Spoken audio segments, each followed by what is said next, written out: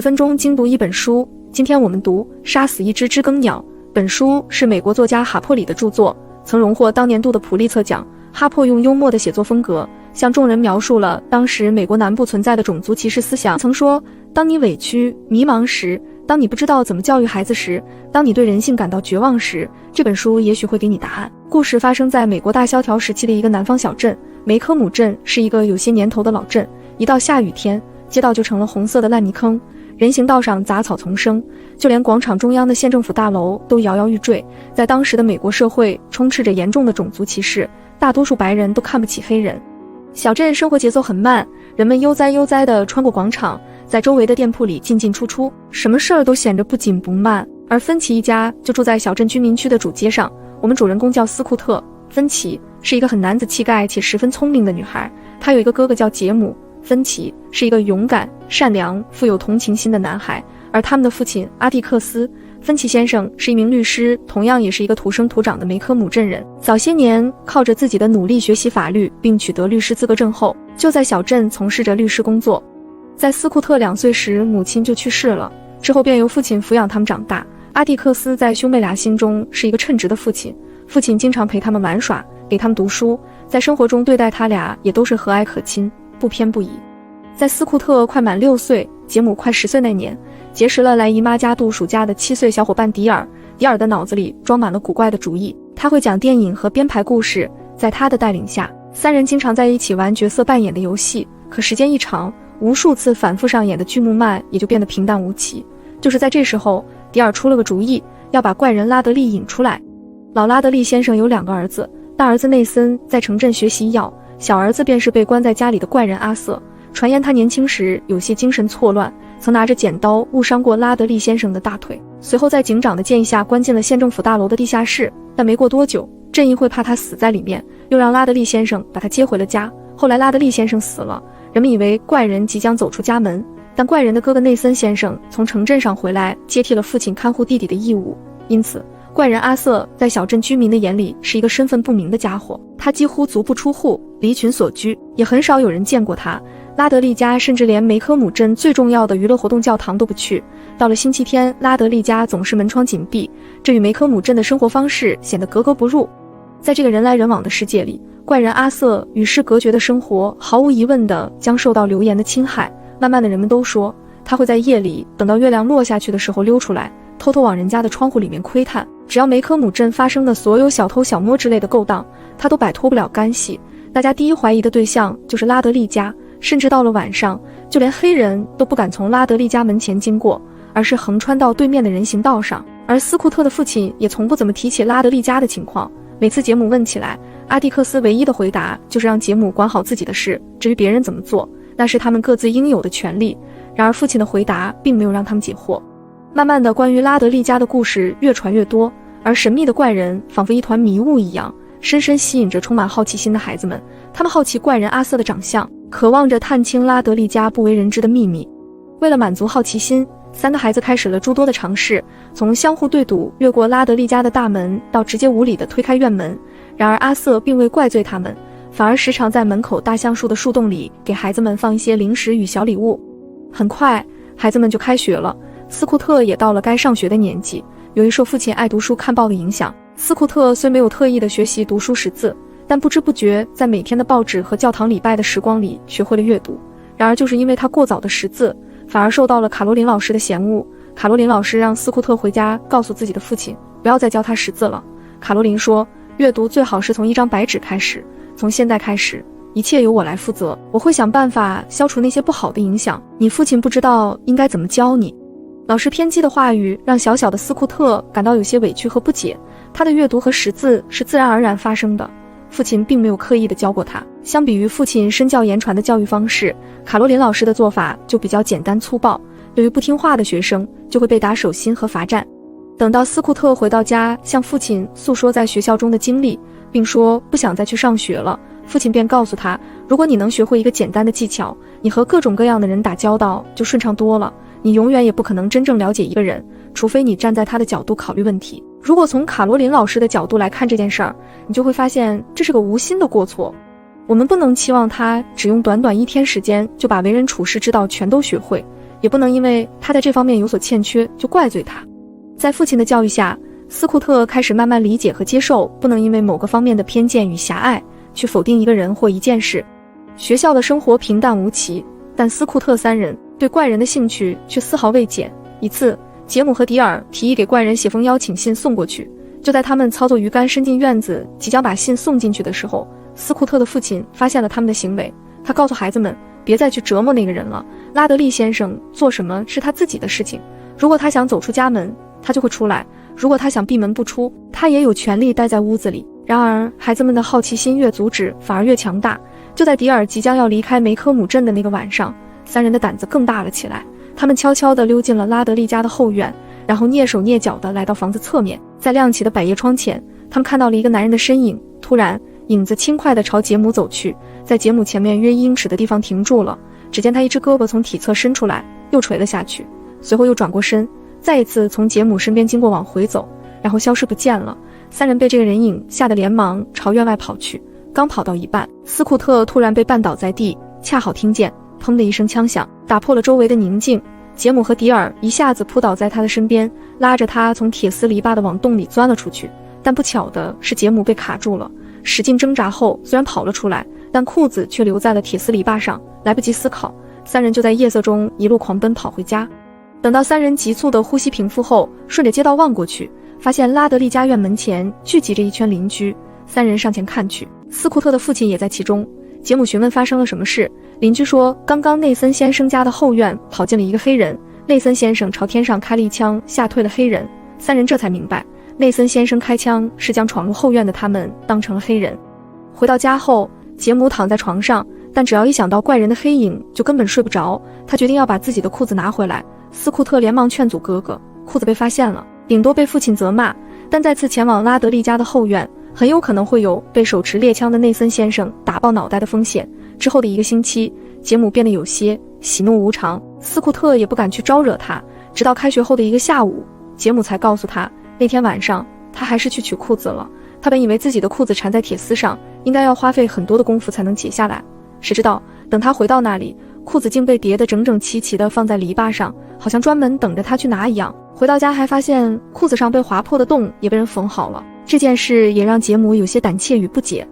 这时两人正好经过那棵橡树，只见树洞里躺着一团灰色的麻线。斯库特认为这是别人藏东西的地方，不能拿，但杰姆并不这样认为。到了第3天，线团还是没人拿走，杰姆便将其装在了自己的口袋。从那以后，兄妹俩经常在树洞中发现不一样的东西，有用香皂雕刻的人偶，有口香糖，还有怀表跟铝制小刀。随后杰姆提议给送他们东西的人写封感谢信，然后放在树洞里。可第2天，那个树洞竟然被内森先生用水泥封住了。内森先生告诉他们那棵树害病了，所以就往树洞里填上水泥。这件事也让杰姆异常的难过伤心。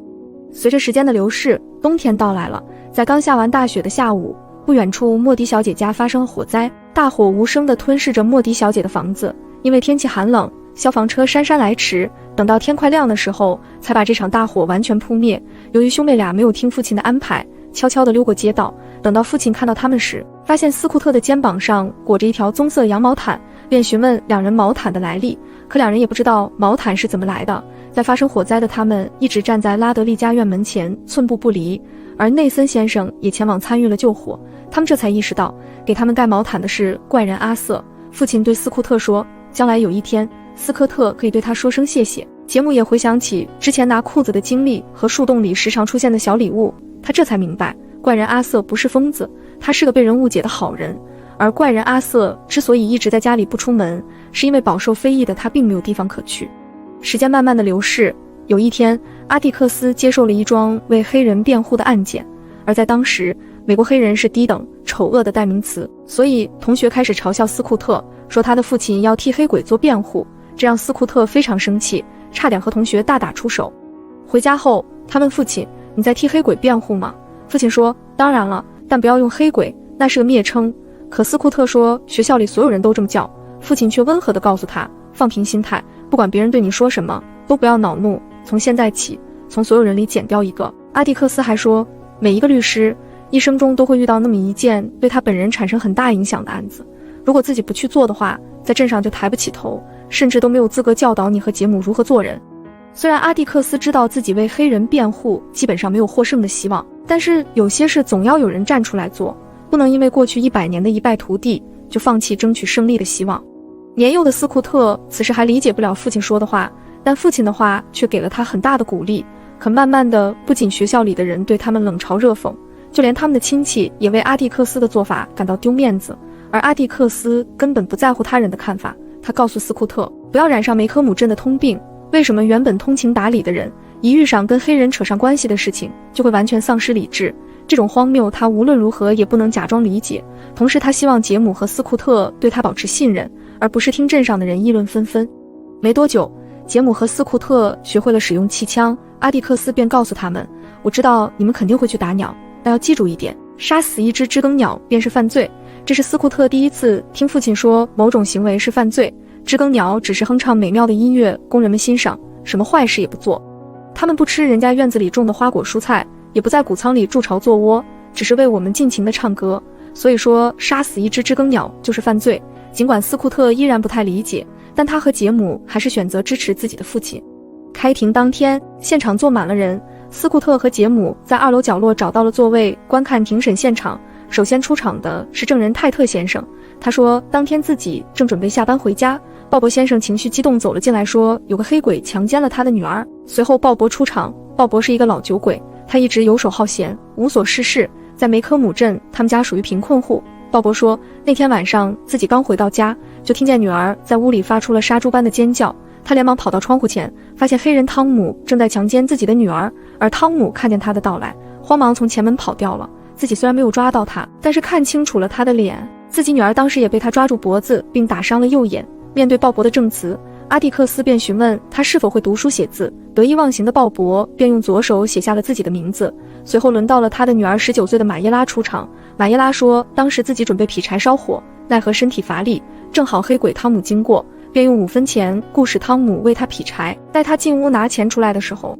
汤姆便从背后扑了上来，卡住了他的脖子，在打了他很多下后便侵犯了他。随后回到家的父亲就冲了进来，对于马耶拉的控诉，阿蒂克斯十分温和地询问着他，并一步步还原了案发现场。他询问马耶拉是否确定自己当时被汤姆卡住脖子，还被他连续打着脸。在得到他的确认后，黑人汤姆开始上场。可等到黑人汤姆一上场，惊讶声响遍全场。汤姆的身体看起来的确强壮有力，可他的左手却是个残疾，小臂已经萎缩，显得疲弱无力。这代表着他们之前说的话都将被推翻，因为独臂的他不可能一边卡着马耶拉的脖子一边打他的脸。而在汤姆的证词里，所有的情况都刚好相反。他今年25岁，已婚并有3个孩子，因为住在隔壁，他每天去地里干活，来回都得经过马耶拉家，而马耶拉经常让汤姆帮他干活、劈柴、浇水等。虽然没有报酬，但善良的汤姆知道马耶拉家的经济条件不好，也没有过怨言。事发当晚，他在帮马耶拉拿木柜顶部的箱子时，马耶拉小姐突然抱住了他的腰，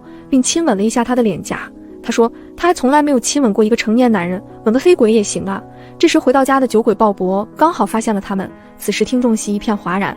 虽然汤姆的无辜显而易见，但陪审团依然判他有罪，就因为他是黑人。这种结果让阿蒂克斯和杰姆感到十分的不公，但又无可奈何。而看似鲍勃是胜诉了，但同时他的名声也扫地了。于是气急败坏的鲍勃发誓要报复阿蒂克斯。几天后，绝望的汤姆因越狱被枪杀而死。